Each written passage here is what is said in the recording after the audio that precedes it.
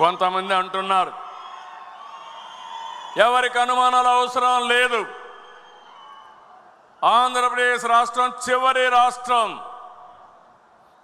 రాష్ట్రం కాబట్టి ఎక్కడ నీళ్లు వచ్చినా మన తర్వాత సముద్రంలోకి వెళ్తాయి.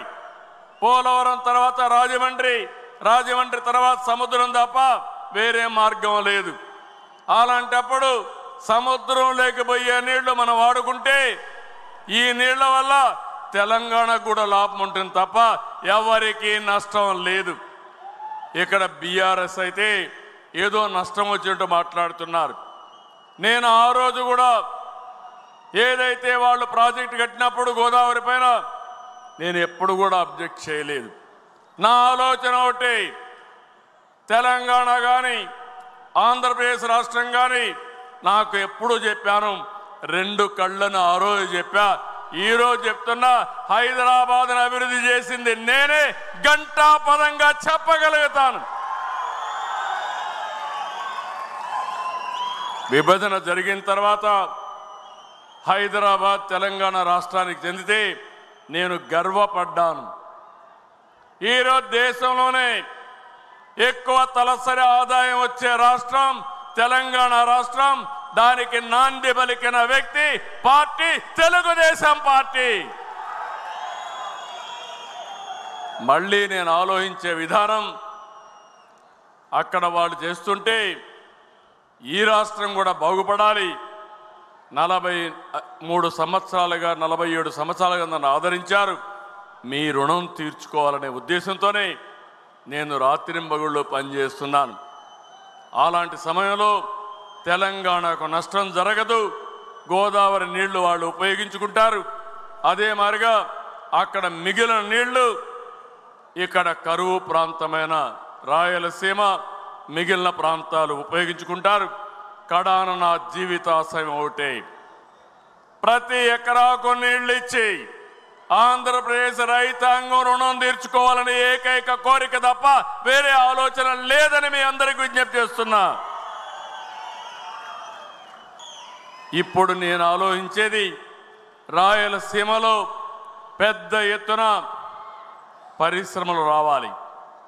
నిన్నే చూశారు, నేను కేంద్రం దగ్గరికి వెళ్ళి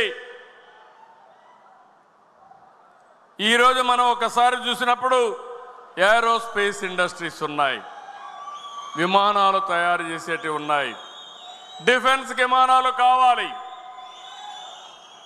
సివిల్ ప్రయాణం చేయాలంటే విమానాలు కావాలి. అలాంటి విమానాలు తయారు చేసే ప్రదేశానికి అనువైనది అనంతపూర్ జిల్లా లేపాక్షి ప్రాంతం అని చెప్పి కూడా నేను మీకు తెలియజేస్తున్నా. నేను ఆ మాట అడిగాను.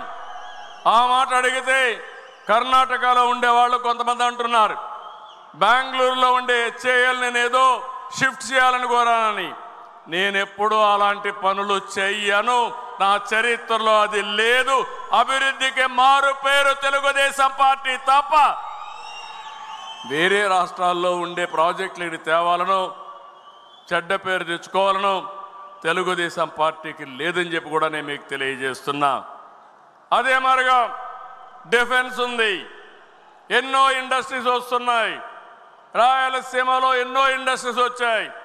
అందుకే కేంద్ర మంత్రి గారిని కోరాను, 5 ప్రాంతాల్లో 5 డిఫెన్స్ హబ్బులు పెట్టి, ఒకటి నాగాయలంక, దోనకొండ ఒక ప్రాంతం, అనంతపూరు ఆ ఏరియా మొత్తం ఒక ప్రాంతం, ఇక్కడికి వస్తే ఓర్వకల్లో డ్రోన్ సిటీ పెట్టి డిఫెన్స్కి కావాల్సిన డ్రోన్స్ కూడా ఇక్కడ తయారు చేయాలని కోరాను. అదే మరి ఇంకొక పక్కన మీరు చూస్తే విశాఖపట్నం నేవల్ హబ్గా చేసి డిఫెన్స్ ఫ్యాక్టరీస్ అన్ని అక్కడ పెట్టమని కోరాను. ఇవన్నీ వస్తే మన పిల్లలకు ఉద్యోగాలు వస్తాయి, లేటెస్ట్ టెక్నాలజీస్ వస్తాయి. ఇక్కడ చాలామంది స్టార్టప్ కంపెనీలు పెట్టే పరిస్థితి వస్తుంది. ఇంకో పక్క ఎలక్ట్రానిక్ సిటీ లేపాక్షి ఓర్వకల్ హబ్గా చేసుకుని ఇవన్నీ తేవాలని చెప్పి ఆలోచిస్తున్నాను. నేను చెప్పే ఇవన్నీ కానీ వస్తే రాయలసీమ ఒక పక్క హార్టికల్చర్ హబ్గా, ఇంకొక పక్క హై టెక్నాలజీ హబ్గా తయారవుతుందని మీ అందరికీ విజ్ఞప్తి చేస్తున్నా. ఇంకో పక్క దేవాలయాలు ఉన్నాయి. తిరుపతి వెంకటేశ్వర స్వామి ఒక దివ్య క్షేత్రం, ప్రపంచంలో అందరూ వస్తారు. దాన్ని ఒక డెస్టినేషన్గా మనం తయారు చేయొచ్చు. శ్రీశైలం ఇంకో పక్క బ్రహ్మాండమైన దివ్య క్షేత్రం. అలాంటి రెండు కూడా మనం తయారు చేసుకుంటే దేశంలోనే 2 శక్తి పీఠాలు ఉండేది ఒక్క శ్రీశైలం తప్ప ఎక్కడా లేదు. ఈ 2 కూడా వర్కౌట్ చేసుకుంటాం, ముందుకు పోతాం. ఇది కాకుండా ఇంకో పక్కన మీరు ఒకసారి చూస్తే మొత్తం రాష్ట్రంలో అభివృద్ధి వికేంద్రీకరణ తెలుగుదేశం పార్టీ సిద్ధాంతం. అన్ని ప్రాంతాలు అభివృద్ధి కావాలి, అన్ని గ్రామాల అభివృద్ధి కావాలి. రాష్ట్రం సమతుల్యంతో అన్ని ప్రాంతాలను అభివృద్ధి చేయడానికి కట్టుబడి ఉన్నామని చెప్పి కూడా నేను మీకు తెలియజేస్తున్నా. పరిశ్రమలు రావాలి, అభివృద్ధి జరగాలి.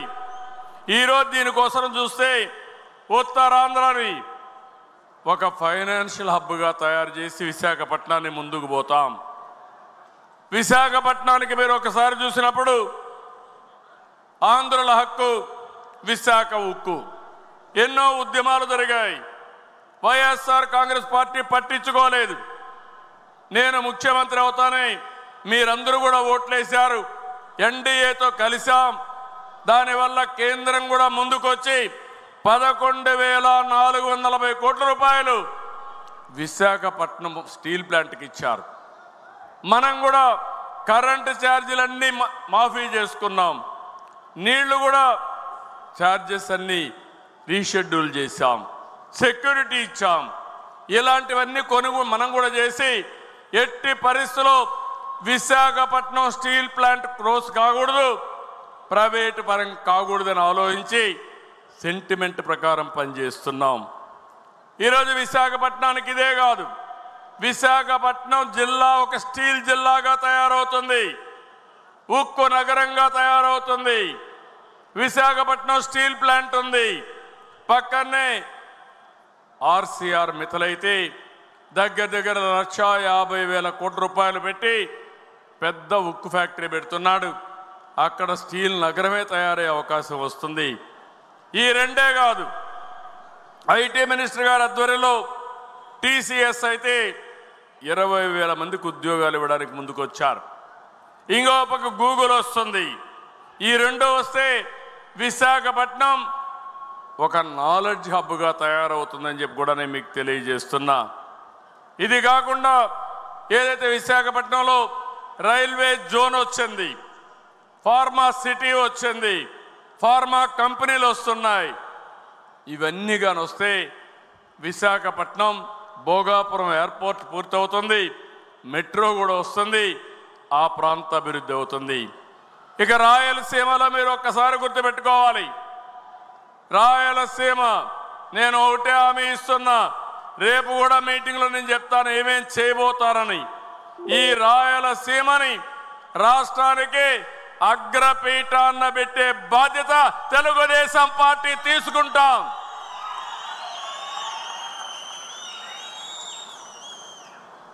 మొన్ననే ఈ ప్రభుత్వం వస్తానే కొప్పర్తి, ఓర్వకల్ 2 ఇండస్ట్రీలకి కేంద్రం గ్రాంట్ ఇచ్చారు, టెండర్లు పిలిచాం. ఇంకో పక్క మీరు చూస్తే హంద్రీ నీవా పూర్తి చేసి రిజర్వాయర్ కట్టి కియా మోటార్ తెచ్చిన ఘనత తెలుగుదేశం పార్టీది, తెలుగుదేశం ప్రభుత్వానిది.